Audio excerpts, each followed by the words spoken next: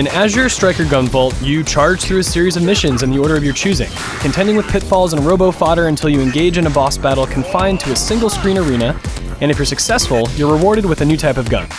So yes, it shares a few things in common with Megaman. But what I've just described is in effect an armature, a skeleton, and the game that's designed around it forms its own identity through experimental mechanics and an electric, eye-catching presentation. It's a fast-paced ride, and a fantastic side-scrolling action game. And although the main mission path isn't difficult to finish, completing the breadth of Gunvolt's optional trials and seeing everything through to the end will challenge and please even the most hardened veteran looking for a Mega Man-like experience. Given its action-oriented roots and that it's developed by a team with 12 years of Mega Man games under its belt, it's not surprising that a gun is central to the action in Gunvolt, but it's a notably unusual model.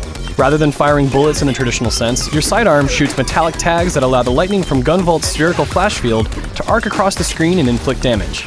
The flash field extends from your body in a generous ring, but will only inflict minimal damage to an enemy that hasn't been tagged. Activating it in mid-air will slow your descent for a short period of time, but given that you quickly run out of fuel, referred to as EP, you can't keep it activated indefinitely.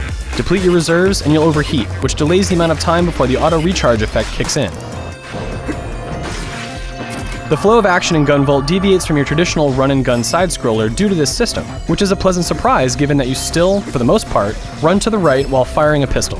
Mastering the art of quickly and cleanly soaring through missions while managing your EP levels is a dance that takes time to master. Do well, and you'll earn the chance to unlock raw materials that are used to synthesize new equipment, altering Gunvolt's movement abilities and EP expenditure. Though you earn a new type of gun for each boss you defeat, they merely introduce new trajectories for your tag bullets. So, the emphasis on weaponry compared to something like Mega Man is downplayed quite a bit. You're better off focusing on improving the speed of your game and the destructiveness of your flash field to string together combos and level up faster. The sooner you do, the sooner you unlock powerful, limited-use offensive and recovery skills. Gunvolt can be challenging at times, but these moments are limited to endgame boss battles and optional skill trials, the latter of which are necessary for obtaining some of the harder-to-find synth materials.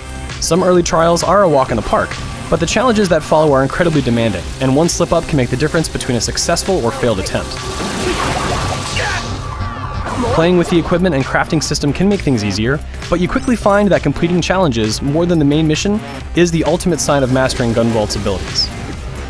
It's enjoyable to be able to breeze through the main game while learning how to wield Gunvolt's abilities with newfound confidence, but considering that most levels can be completed in about 10 minutes, and there are just over 10 to explore, it's also a bit deflating when the game runs out of new things to see. The optional challenges and the hunt for hidden items that motivate you to return time and again are worthwhile endeavors that will encourage you to play for a few additional hours. But you're still repeatedly retracing the same path, and this is Gunvolt's only downfall. That's not to say you won't find yourself going back in for just one more run, because you will. It's just that fun to play.